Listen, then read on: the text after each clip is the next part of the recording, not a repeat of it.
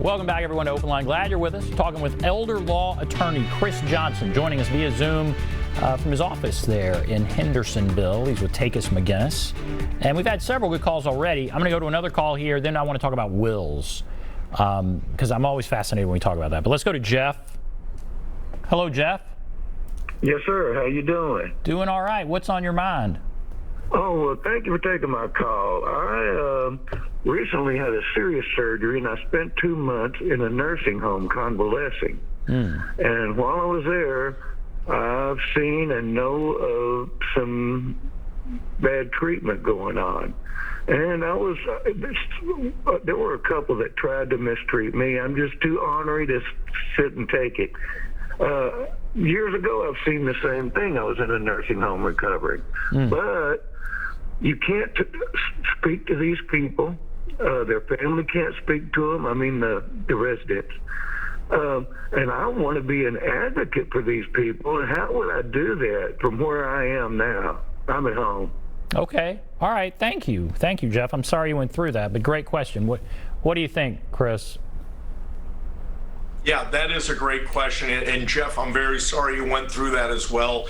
It's always troubling to hear those stories, and unfortunately, they do come up from time to time. I believe they're the exception, not the rule, but anytime a senior citizen is being mistreated or abused, that is certainly something that needs to stop and stop quickly. The resources that I would recommend that you reach out to, the first, you can always reach out to Adult Protective Services, and you can Google that and get their contact information and report what you witnessed, and let them know this is what happened, this is what happened to me, this is what I observed. They're going to take that report and then they're going to execute their job from there. And that's one of the things they're out there for, is to make sure that seniors in our community are not being mistreated or not being abused. There's also the state ombudsman and the state ombudsman program, where you can reach out to the ombudsman's office and you can report these things. Hey, this facility wasn't getting this done, or was mistreating or trampling on a patient's rights in one way, shape, or form, or a resident's rights. And so those are the first two places that I would look at doing.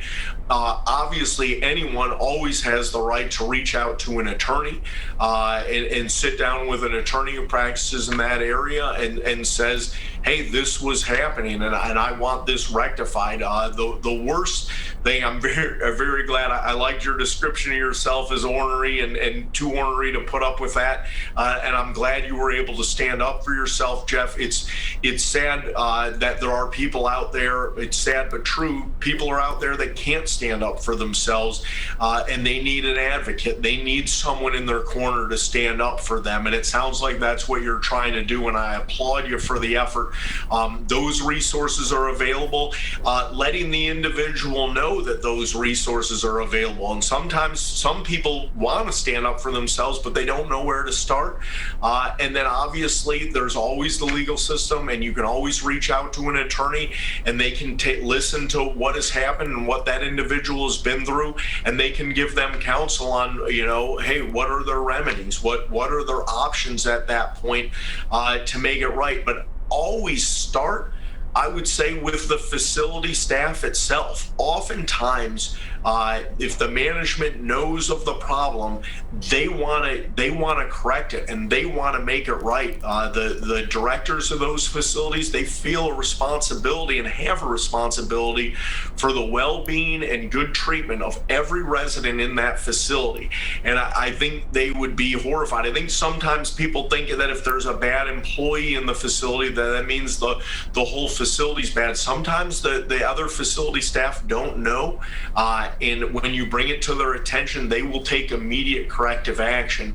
And all of those are viable courses of action for you. All right. Thank you. And thanks for that call, Jeff. I wanted to ask about wills. And what would be an example of a nightmare scenario that you have witnessed in the work that you do, where there was not a will and there needed to be a will? I'm maybe putting you on the spot, but can you think of a situation, No. Where it would have made things just so much easier? Yep, Ben, and it's a great question. You're not putting me on the spot, and it is an all too common scenario, and the scenario is this. Parents, and I talked about that hanging on too long with the earlier caller, when you have a disabled child and you don't want to give up, they're your child and you want to care for them, but at some point you as a parent most likely will need to be cared for yourself, and when you hit that point, you can't care for any child, let alone a disabled child. And what happens is the parents wait too long, and they don't set up special needs trust funds, they don't set up planning that prevents that disabled child who might be on SSI, who might be on TennCare, and these are means based tested programs. And what happens is now the disabled child is stuck in the horns of the dilemma. If I accept this inheritance, I'm going to be kicked off my government benefits. And in the case of TennCare, if you essentially say, I don't want my inheritance, and you disavow it and you say, nope, I'm giving up my right to it, that TennCare will still penalize you for that. And then not only do you lose out on the inheritance, but you can possibly lose out on your government benefits at that point, on your TennCare benefits in addition to that. And so if you are a parent, and especially an older parent, and you have a special needs child, a disabled child of some sort, there is never a day that it is too soon to start planning for that child, setting up the appropriate trust, and making sure to the best of your ability that there is some financial independence there, and that there is some money set aside for them that is outside of their control, that is there to make their life better, while at the same token accommodating for the fact of what the government benefits provide, and not structured in a manner that those resources will end up disqualifying them from SSI, from TennCare. That is, if there was one giant mistake with estate planning and with wills in particular, that's the biggest one, because it can be such a devastating mistake.